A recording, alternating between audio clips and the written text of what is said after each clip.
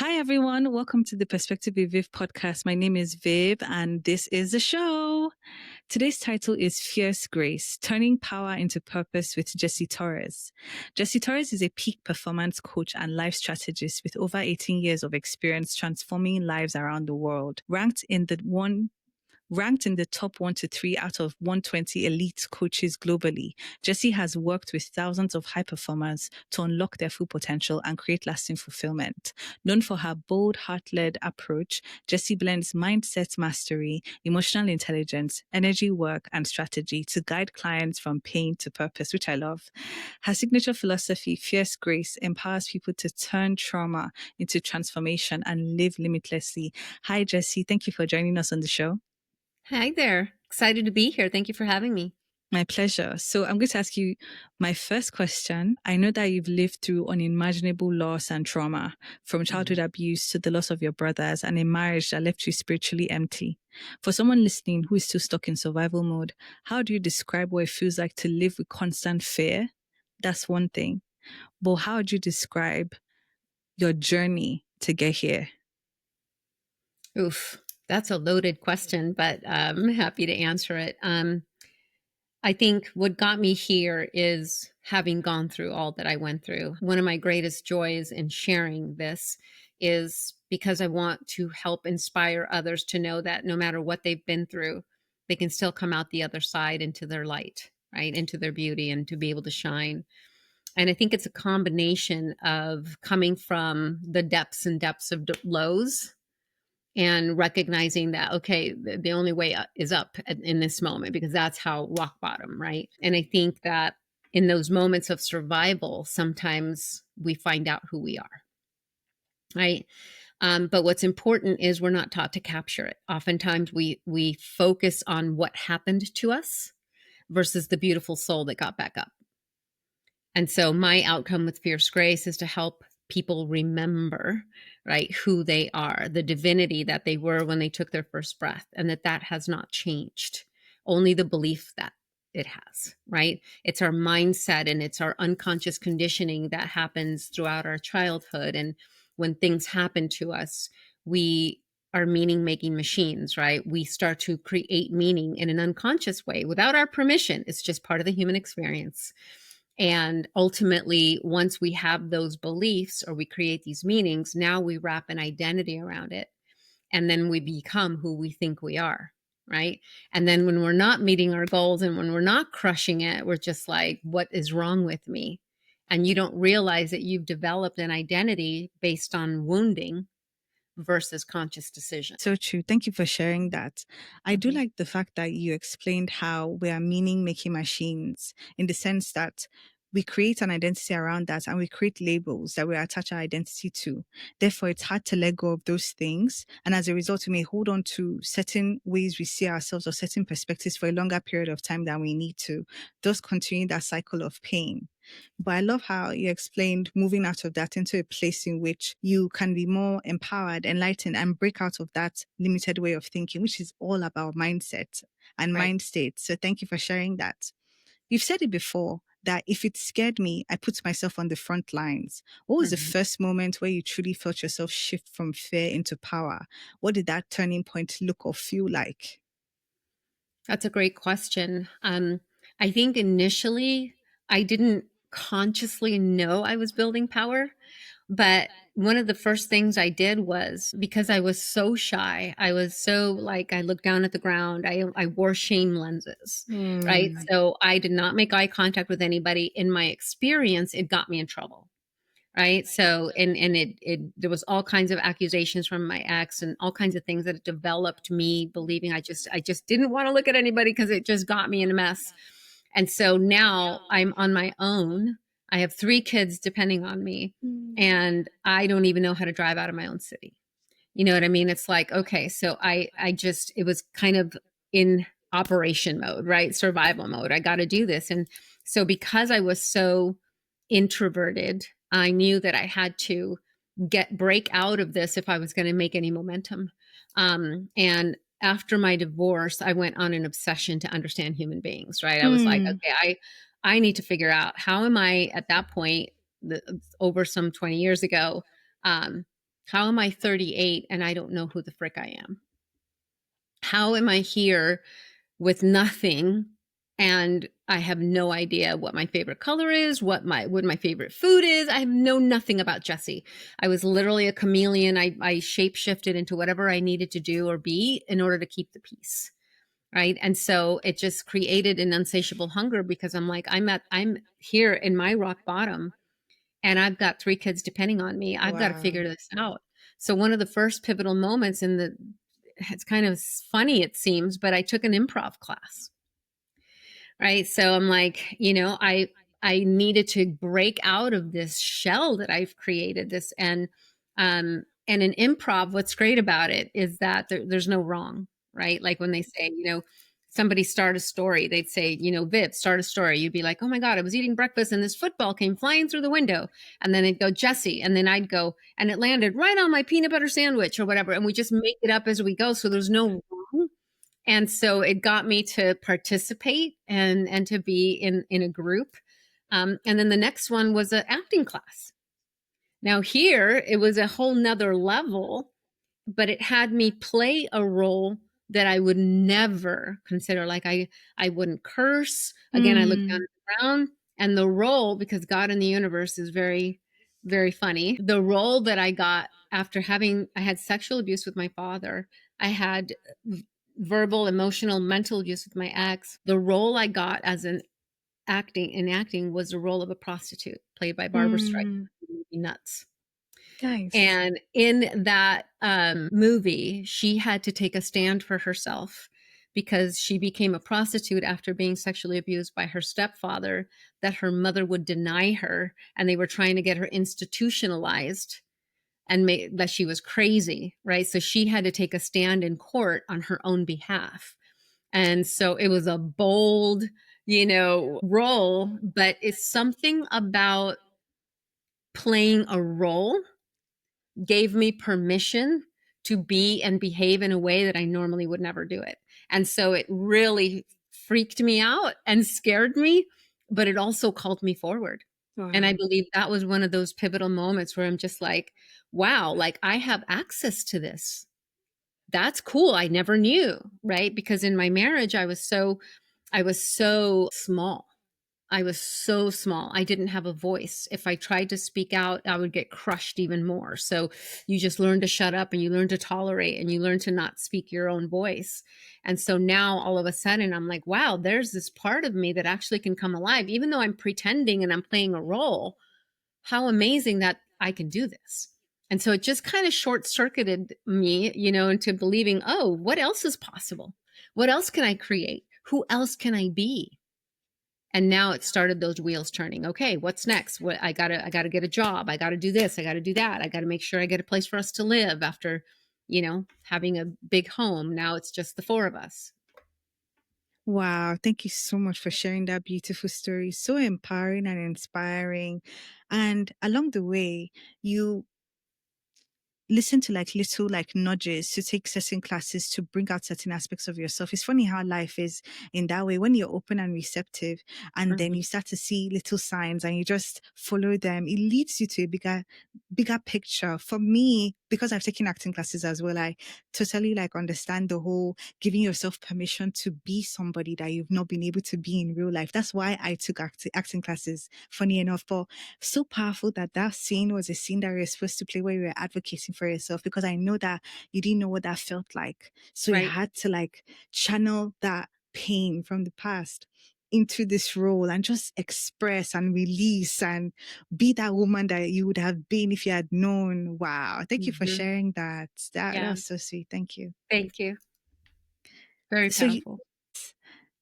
so you've been through waves of grief, but after losing your brother in 2022, you described having to eat your own medicine. What Mhm. does that mean? And what does it mean to find the light in your anguish, especially when the pain is fresh? Yeah, such a great question as well. So 30 years ago, I lost my older brother to murder. And in that stage, this is one of those shocking things, right? My brother was a really good man and he actually was giving the guy a ride and he shot him. My He goodness. did not know that the girl he was recently dating was engaged to this guy. And so he wanted her back. He kept calling her, bugging her. She's like, "No, I found somebody better. He's better in bed. He smells better than you." Like, so in essence, kind of loaded the gun. Hmm. He got extremely jealous and found out where my brother lived, lifted up his hood and said, "His car's broken down. Can he get a ride?" My brother took him for a ride and he shot him. Right? So it's one of those devastating things that you think you only watch in the movies, right? My brother was 15 months older than me. We were super close. And, and it was a shocker. So in that moment, I completely I was raised Catholic. I was Christian at the time. I consider myself more spiritual now than I do religious. But at the time, I was questioning everything. I was like, what if there is no God? What if there's nothing? Like, what if you're buried 6 feet under with worms crawling out of your eye holes and that's it? And then you know what? If you do exist, God, I hate you for taking my brother. And that was my energy, right? And it wasn't until he showed himself to me in a moment of cathartic grief, where I saw him in white and what looked like images of people. It's hard to decipher, but he just did with his hand and he gestured and he said, "Jess, everything is as it's supposed to be." And at the Wow. time, I didn't really know what it meant, but it brought me peace. And I knew he was okay. Since then, it's been my own quest for my own connection to spirit. And so since then, I've created, a course in helping people turn pain into power. Yeah. And Wow. so I've been working toward that and I've been helping people heal their traumas and alchemize that pain into something beautiful. So now fast forward 2022, um, my little brother's murdered. Right. And so now I'm like, holy crap, like, God, I freaking checked that box already. I already lost a brother to murder. Like, this cannot be happening twice. And so in prayer and contemplation, I was just, okay, God, if both my brothers are meant to be taken, what do you want with me? Hmm. What is the purpose of my life to be here while both of them are gone? And the message I heard in my head was, Jessie, you need to eat your own medicine. And I'm like, oh, and that was it was like one of those assignments from our creator, the universe, saying, you got to do this thing you keep talking about. If you're teaching people how to alchemize pain, then you need to do it right now. If you're Yes. teaching people to find light in the darkest moments, you need to do that right now. And so in that moment, I felt this huge amount of grief. I recognized that the depth of my grief was equivalent to the depth of my love, right? We don't grieve something we didn't love. You know what I Yeah. mean? And so the depth of my pain, I could feel that. I saw my family show up in ways that I was astounded at their beauty and how they showed up. His daughters, he has 9 total children, but his 3 oldest were different mothers and had not met before. They acted like they grew up together. They bonded at the loss of their father. Wow. People that posted on his Instagram how he affected their lives. And so there was always light to be found. It's just hard when the pain is so profound, but it's always there. I don't believe God wastes the pain. I believe we do if we choose to. Oh, wow. Wow. Thank you so much for sharing that. And I'm so sorry for your losses. Hmm. But I think one Thank you. thing that I'm taking from your story is the fact that you can feel through pain to realize the purpose behind it. And I love how you identified little pockets of light in the dark of what you were experiencing that was grief. I think that's very powerful. And I think that that's something people should practice more often because it can seem so dark. You've had different rock bottoms, you've had different dark moments, but it's empowering and inspiring to be able to sit here and tell us that you can move through that. You can transmute that and you can use that for better. And you can look for there's always light, even when it seems super dark in your life. There's light somewhere. And I think that that's a message of hope. Thank you for sharing. Very much. Thank you so much for acknowledging that. And, it's so important that we remember these parts. This is why I talk about it. It's, when it comes to my past or my father, my ex-husband, it's never to vilify. It's only to understand this is my journey, this is my path. And, it has had its moments where my knees hit the floor. But what it has created in Hmm. me is realizing that I get to make a conscious decision of what I do with my trauma. I get to decide when sometimes it doesn't feel like it, right? When we are so hurt, when something really devastating happens, all we can see is what happened, right? But there is, again, I believe there is power in it. If our light is converse to the depth of darkness, then how can, when I share with people, when clients come over and they tell me their tragedies or they tell me their trauma, I just see a beautiful, like, champion in the arena. You know what I mean? It's just like, okay, if that was your darkest moment, I cannot even fathom the brilliance of your light. But how Wow. exciting that we get to Wow. find it. We get to explore it and bring that to life versus the devastation, right? Oftentimes we walk around and we're like, that shouldn't have happened, right? I shouldn't have lost my brother. I shouldn't have lost my second brother. What's going on? But every time that we say that shouldn't have happened and it did, we're arguing with that reality and we sign up to suffer. So I will always look for what is the good in this? What is the gift? Right? I have this beautiful quote from Mr. Rogers. You know who Mr. Rogers is? Back in the day, he Yes, would talk yes, to I do. children, right? And during 9/11, the children were really scared because the parents were watching the Twin Towers on repeat, right? It was on the news, it was on Oh, TV, and they were just watching this mm, devastation. So the children were scared. So he got down at their level and he looked at them and he said, whenever there is chaos, there's always helpers. Look for the helpers. Right. mm, And when you think about the chaos of 9/11, you have firefighters coming to the rescue, you have paramedics, they're running into the fire. You know what I mean? It's just like, wow, there are helpers that in the midst of chaos, helpers come. So it's kind of a beautiful metaphor to noticing that there's always light in even the darkest moments. mm. We just have to seek it. Yes. Wow. So true. Thank you for sharing that, honestly. For sure. You talk about seeing the divine choreography in our lives, that God doesn't waste pain, which I like when he first said that God doesn't waste pain. That's powerful. Only we do. How do you guide others into that knowing without bypassing their suffering? That's a great question. So, part of it is acknowledging the human experience, right? The human experience says that hurt. Mm, So, it isn't to bypass the human experience, but we have our human and then we have our spirit, right? Our spirit knows our divinity. Our mm, spirit knows that we are divine perfection. We're this glorious, glorious thing that was created. Our human experience says, ooh, I'm dirty, I'm shameful, nobody's going to love me after what I went through with my father. My human experience adopts a shame profile based on what happened to me. My spirit still knows the purity of my soul, mm, right? So how I work with clients is I get them to connect, not to re-injure or not to live in the past, but to find out where the thread of limitation was created. For mm, instance, right? If I believe that I'm not worthy of love because I'm damaged goods, right? I'm only going to reach a certain amount of potential.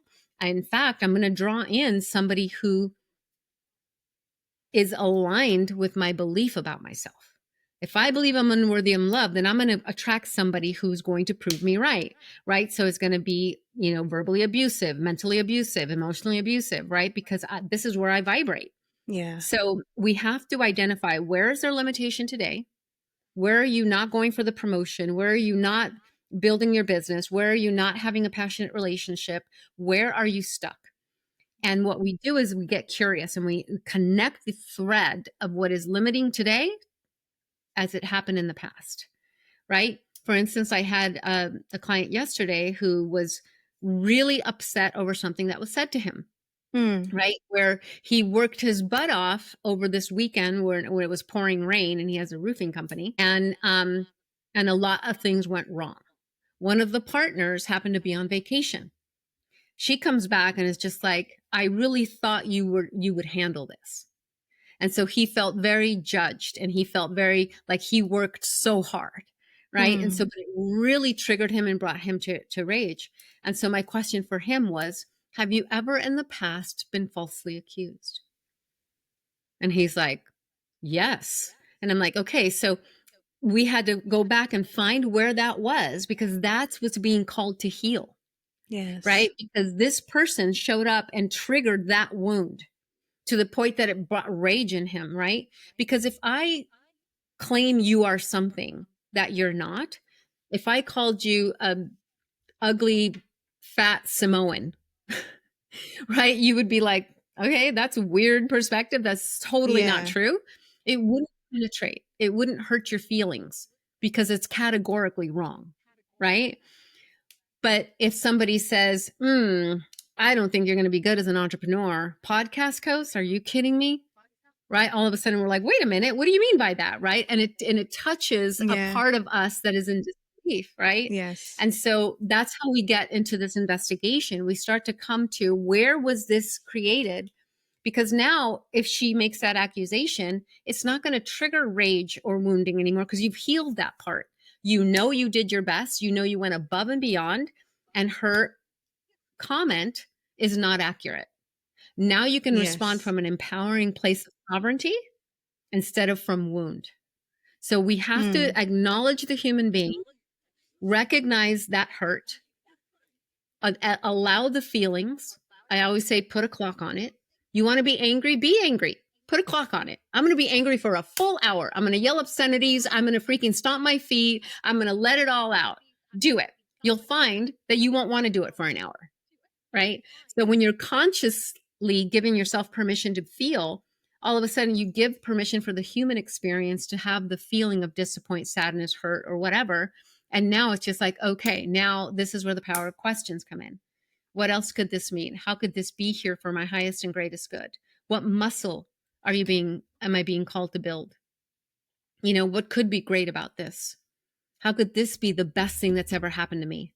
Those kind of questions invite what I call the superhero to come in, because we all have that, and to start activating results and solutions versus only focusing on the problem. So true. Thank you for sharing that, because it's really all about transmuting. But I know how, with everything or limiting belief we have, with every trigger, it always goes back to something, whether in childhood or whether in the past, and you have to go back into the root and pull it out. And I'm finding that I'm enjoying doing that these days, because as humans, yes, we do have a lot of triggers if we haven't walked through them.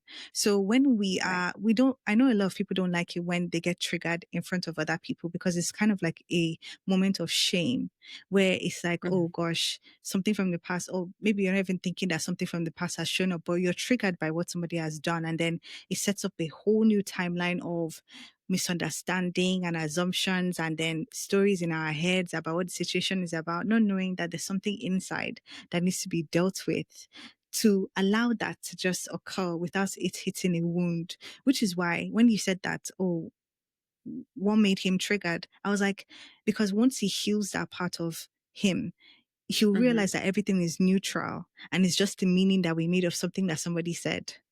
Right. Yeah. Exactly.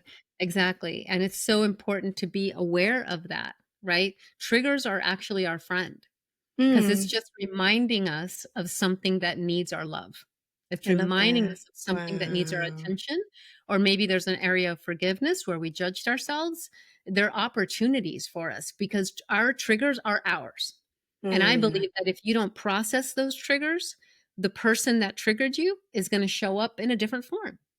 Maybe this yes. time, if you have a trigger around men, because you had an abusive father, now it's triggered via a boyfriend, or it's triggered via a boss, or it's triggered via a masculine woman, right? So true. Because it's calling consistently for that part to be healed. That's why today in personal development, I love, personal development and all the things that we're taught, but we're taught to move through a disempowering state. Let's move through, which again is important because we need to get on with our lives, right? Mm, But what's happening is we're bypassing the healing. So so guess true. what? Now it's like, I know what to do. I know I need to shift my mindset. I know I need to do positive affirmations. Why am I stuck again? And what it does is it invites a deeper level of shame, because now I read the books, I went to the seminar, and it's not working. What's wrong with me? Right? So it's like installing new software on an old operating system. It's going to glitch because you got to upgrade the program. And that's where the healing happens. And this unresolved trauma needs to be handled. Wow, so profound. Thank you. When you say fierce grace, I think of it as such a striking phrase. What does fierce grace mean to you, and how do you use it in your work with others? Fierce grace, it's basically describing two energies, right? The masculine, feminine, the power that we hold in taking a stand, right? As women, if our congruent energy is feminine, then we bring the masculine to take that stand, or that mama bear energy, right? Okay. Unfortunately, with a lot of women in society, we fought so hard to prove we could do it all. Now we're standing more in our masculine than we are in our feminine, and it's not congruent with who we are. And so Mm. we show up with our dukes up, hoping to find a mate, Mm, right? so And then true. they either bring in hyper masculine to knock you down a few notches, or they become total pleasers, and neither one works. Yeah. Right. So fierce grace is and for men the same thing. If they're pleasers, they're like, I don't know, should I offer to help you carry the groceries, or will I be offending you? Like, Mm. I don't know. So they become passive, and it's all out of balance. So fierce grace is bringing in that it isn't one or the other. One is not better, one is not worse. They are both powerful, and the outcome is to blend both. When I need that stand up, when I get up out of bed and I need to get things going, I'm going to bring that masculine part that takes a stand. But I'm also going to flow with my energy as a feminine and bring heart, bring connection, bring emotional states of intelligence to the game. And when I do that with both, now Mm. I'm unstoppable. And I think it's a powerful way to teach us energetically to bring both parts to the table. And as far as a man, it's about him bringing that warrior energy that is here not to kill, but to protect, So true. right? Now you have a heart centered warrior who is there to care about the people he loves, and he's willing to stand in his, powerful masculine to do what he has to in order to protect the people he loves and the mission. Wow. Thank you for breaking that down. I think it's important that a lot of people know that they have both masculine and feminine energies, and that Everyone. true embodiment is balancing both energies. I think it's That's a right. beautiful journey when you realize what energy you're leaning into more, and then evolve on that journey to balancing. For me as a woman, I do feel I exist mostly in my masculine energy, at least at default. But through personal work, I'm learning how to be my feminine. And I didn't know that I don't like relaxing. I didn't know that I don't like people being the ones to do the work. I love to be the one in charge because then I have more control. So Right. relinquishing control, being more at the back and letting someone do the work, it is so stressful. But I had Mhm. to work on my nervous system and remind myself that this is natural. You're meant to Yeah. like rest. You're meant to wait and Well, and what I release. would invite for you, if I may, is bringing an element of safety. It's Hmm. staying in your masculine as a feminine woman is because there's some sense of unsafety if I So put down my true. guard, right? If I release Wow. control, Yeah. what might happen? The world will fall apart, and so there's Yes. there's an unsteadiness of unsafety, that there's a part of you that needs you to affirm, I've got us. I've got Yes. it's Wow. okay. We can release control right now. We can allow that to be. You are powerful, you are strong, and it's okay to receive. And I think that's super important. Thank you for that. For those who carry shame, the kind that convinces you the trauma was your fault, what helped you? What helped you release that self blame? That's a great question. So, um, first of all, I believe shame is a cosmic joke. I think that it is something that we created as human beings to keep ourselves small. It's like when you think about Wow. the measurement, I'm something to be ashamed of based on what? Based on who? Who's deciding that I am something to be ashamed of? Right? And we do this to ourselves, right? What's the rule? What's the barometer? Where's the script that says if this, and this, then you're something to be ashamed of? Right. And so it's like, huh. So once I started to recognize and fall in love with myself instead of judge myself, I realized that I'm the divine perfection I was when I took my first breath. I'm Oh, still that wow. innocence. I'm still that beauty. This thing Hmm. happened. I wrote the story. So if I wrote the story, I can write a new one, Wow. right?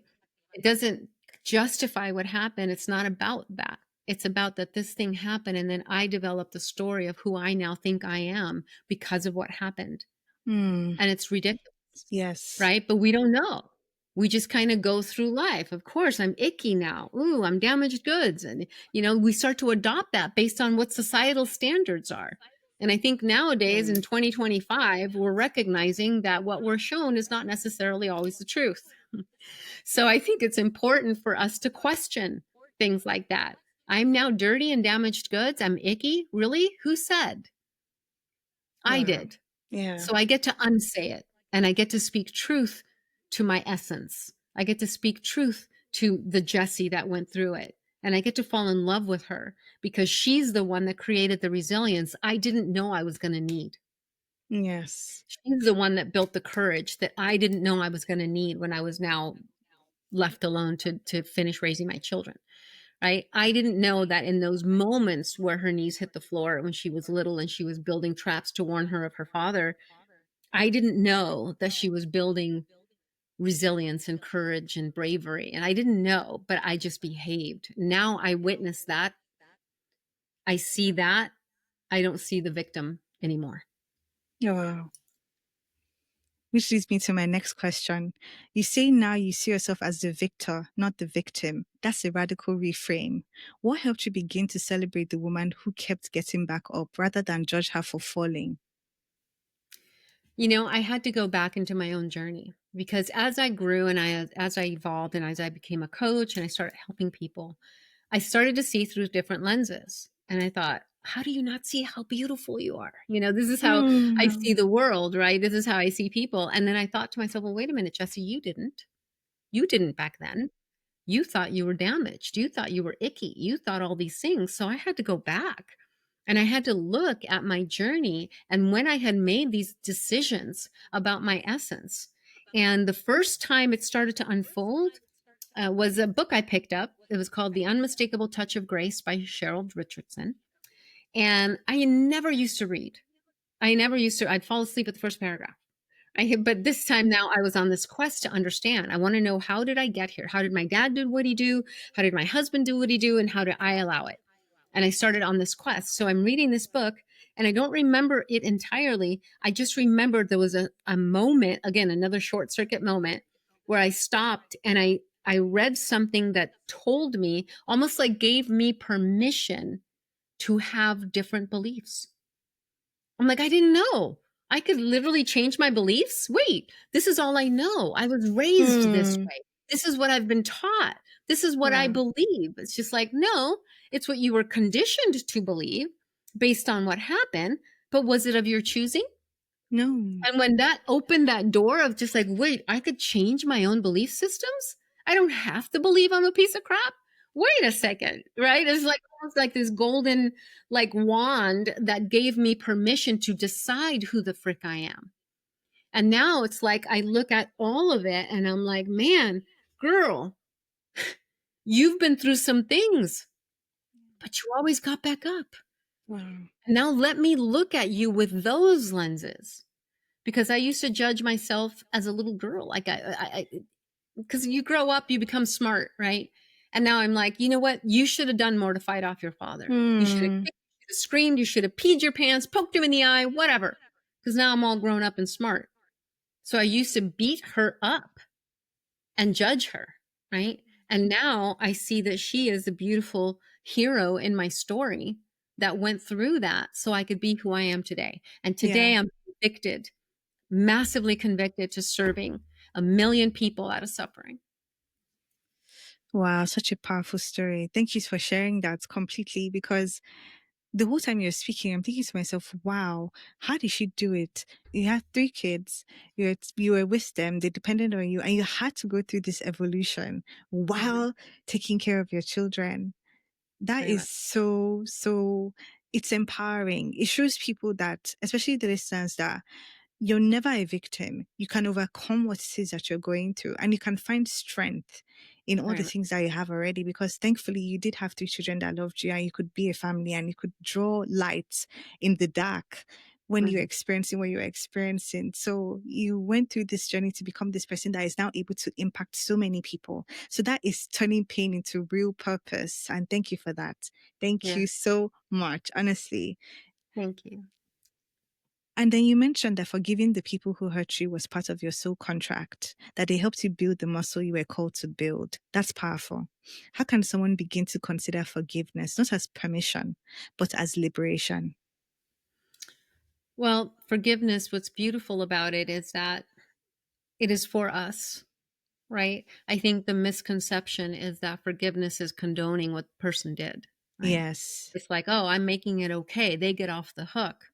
It's like, no, unforgiveness is like drinking poison, expecting the other person to die, It's very true. right? Unforgiveness only hurts us, right? And it's not condoning. It's literally liberating yourself. And I take it a step further into the spiritual realm of like, if I trust the divine order of all, if my creator, whatever your belief is, I totally honor it, whether it's God, Jesus, the universe, aliens, whatever your belief is, there's a creator and Yes. there's something telling our heart to beat, Yeah. right? So in that, if I trust the divine plan and I say, before I came here, I met with my creator and created this divine contract that said, you know what, I want to experience life as forgiveness. So God's like, okay, Jesse, great, let's get you ready. Well, wait a second. If you're going to experience life as forgiveness, well, you're going to need something to forgive. So then my dad raised his hand. My ex raised his hand. My mom raised her hand. And they're like, okay, we will come with you to help you find forgiveness. And we're going to be really good at it. Hmm. Right. So now it's just like, okay, so how did all of this happen? And I believe Yeah. true forgiveness happens when you find the gift in your pain, Hmm. because then you can surrender it. So now when I look at what happened with my father, I find the gift. The gift is that little girl built courage. That little girl built perseverance. She was tenacious in building her traps. She decided that she was going, it didn't really stop him, but it made her feel better. And how beautiful, right? So I get to choose that and find the beauty that it gave me and leave the rest, because the rest only causes me pain. I can think of how tragic it is that a little girl had to build traps, because it is tragic. Yeah. But there's another story. The other story is she was brave. She was courageous, right? She had resilience. That's also true. So now I get to decide which truth I focus on. One hurts me, makes me feel sad and disappointed, and the other one empowers me and causes me to fall in love with her. And when I Wow. do that, now I see humanity through those same lenses. So powerful. Thank you. Wow. I'm this close to tears, honestly. No, that's there's great. so there's so much there's so much to say. There's so much, but what I admire the most is your tenacity, the way you're speaking, the passion behind your words, the conviction, but also the lessons that you're sharing, the perspective you're sharing, especially about forgiveness. That was powerful what you shared. Thank Because you. for me, I typed it down. True forgiveness happens when you find the gift in your pain. That is just that gives so much meaning to those that carry so much pain. Because when I Yeah. think to pain that I carry, because funny enough, today I was talking about how for the past couple of weeks I've been trying to practice forgiveness. So today I Mm-hmm. was mentioning it again that, oh wow, I am trying to practice forgiveness, and it's something I'm still trying to work on. So when I asked this question and hearing you say that, I was like, yeah, if I really think about it, in my pain, there's been so much pleasure. I use the word pleasure. There's been so much pleasure that I've been able to derive from the pain that maybe I experienced or I went through, because it caused me to actually grow, see myself in a better way, to know my worth, to know who I am, to know where Mm-hmm. I'm headed, to know that where I'm headed is so much better than where I'm coming from, to know that I experience contrast so that I could experience what it is that I really wanted to experience on this earth, but wouldn't have known how to identify it if I didn't see what I didn't want at first. So that's how I saw it. Exactly. And that's true. That's very true. Again, there's a saying that says we don't know what we've got until our knees hit the floor. right? All of a Mm. sudden, something else births in us, a resilience, a perseverance, a mindset. If you ever think about like the stay at home mom that lifts a Volkswagen off a child, right? If it's like her heart calls to her to help that child. And Mm. afterwards, I'm like, you know, you just lifted a car. She's like, no, how's that kid? Right? It called forward from us something we didn't even know we had. And so it's really quite beautiful when you realize, you know, it's the dichotomy of life. We don't know light without dark. So if we start to see our darkest moments as an opportunity to grab the brightest part of our light, we will find it, right? And remember, darkness isn't real. Darkness is the absence of light. That's all it is. So in those moments where there is darkness, if you can bring in light, it will lift it. It will soften it. And if you do find the gift in your pain, then you can truly forgive, because then you understand the divine order of it. When you Yes. understand the divine order of what happened, there's forgiveness is not even necessary. But we're not quite there yet. Right Mm. now, our society still needs to lead through forgiveness in order to find that pathway of Wow. divine order. Yes. Wow. Thank you. Yes. I totally agree with what you said. Now, you've built an incredible life of passion, purpose, and service. What does impact mean to you today? And what keeps you going on hard days? Impact for me is how we affect others, right? So it's being on this show with you. Like, I am super grateful because you've Mm. worked hard to build this audience, to connect Thank with you. people, to inspire. So guess what? I get to be here to give back, right? And if there's one thing that I said that helps open you up or helps give you hope or realize that you can shift your life to make it the life that you dream of, then fan frickin' tastic. That's the impact. And I think that the impact really came from loving myself. And that was not easy. You know, it was a lot of years of self hatred that I had to unpack. But I can't give what I don't own. I Mm. can't love you to the depths that I can love you, Viv, if I am judging me, right? Because if I'm judging me, I am part of this human race. If I'm judging Jessie, I'm judging you. And so in order to love humanity and create impact at the level that I aspire to, I needed to get good here. I Wow. needed to figure out what it was to come home to my own divinity so that I can see the divinity in others. Thank you for sharing that so beautifully, honestly. And it brings to mind a quote that I read. Funny enough, I think I read it twice, either today or yesterday, where it said, the healers go through the pain first so that they may heal themselves and then share their medicine. Yes, And that's exactly how I feel talking to you. Yes. very Thank you. much so. It all has purpose. We just have to Mm. be taught to seek it. Yes, you've really changed my perspective on things with what we've discussed so far. And I just want to say thank you. But I know I'll be saying a lot more thank yous at the end. So the next question I have for you is, you've helped others return to their divinity and magnificence, especially those who feel numb, empty, or disconnected from their hearts. How do you help someone reconnect to the divine part of themselves when they feel like it's gone?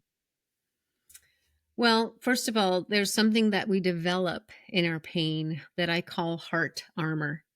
Mm. And it's like this protection that we put around our hearts, because when we were little, we were innocent and we were beautiful. And you know, you ever see kids on a playground, they're not shy, they're just like, hey, you want to play? Yeah, let's play. Right? We're not in our heads with our inhibitions. We're just this beautiful innocence. And then kid takes my lunchbox, it's my favorite snack. Why would they do that? Right? And now all of a sudden we're a little hyper vigilant. Now we hold on to our lunch pail a little tighter and we start this little wall of armor. Oh, I need to protect myself. You know, there's this happening. I don't understand it, but it happened. I don't want it to happen again.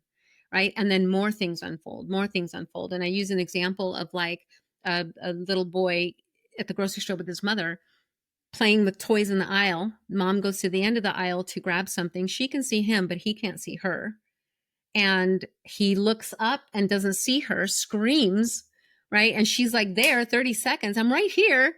But in those 30 seconds, the microchip that was in his brain now from his unconscious said, I could be abandoned.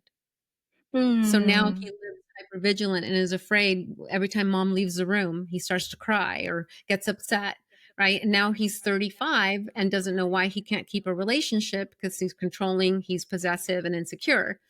And it's all back to that moment. He didn't even realize he made that meaning, Wow. right? So it's like those are the things that we need to unpack in order to be able to see clearly. And we get to make a conscious decision to who we're going to be now, right? I always tell people the canvas is clean. You've got the paintbrush in your hand. Who do you want to be for the rest of your life? From a conscious state of being. Let's pull the weeds of the unconscious creative, right? What it created, and let's put in what you choose. And it's all available to you. But we have to heal those Yes. parts first. We have to So make true. sure that we reparent ourselves from our lenses today and give that child what it needs. Because if it doesn't, it's going to keep tugging like mommy, mommy, mommy, mommy over and over again until you face off with it. And 9 times out of 10, let's just say we had an abusive father, we think, oh, well, my husband needs to fix it for me. If he would just behave, blah, blah, blah, then I would be okay. And what we don't realize is that what that child is needing needs it from us, not anybody else, because it's you writing the story that all men are bad. It's you writing the story Mm. all men are cheaters or whatever it is, right? And it's her that's dictating because, well, I was cheated on once. So now those are the lenses I wear, right? So it's like Mm. she needs your certainty that you were cheated on and you got the lessons you needed so that never happens again, right? But if you don't know that, she's still riding the bus. She's the one driving. And we show Yes. up in Wow. ways that isn't by our choosing. So true. I totally agree. That's why we keep repeating cycles and meeting the same person. What did they call it? The paper doll effect. You keep meeting the Hmm. same person in different bodies. Yep, Is to call awareness to what needs to be healed. that's right. Now, what is the biggest thing people misunderstand about healing? What do they need to know that they don't know yet? Sure. So healing, it's an interesting word. Some people say we never heal. We utilize that word because it's like tending to a wound, right? But the scar is still there, right? So do we actually ever heal? Right? There's a scar there. And I think it's really important to recognize when I think about the shame part of me that believed I was something to be ashamed of, she is a part of me. She existed in me for years, right? So it's not that I kill her off. She's a part of me. I just don't give her the wheel to my bus anymore. I don't give her the driver's seat.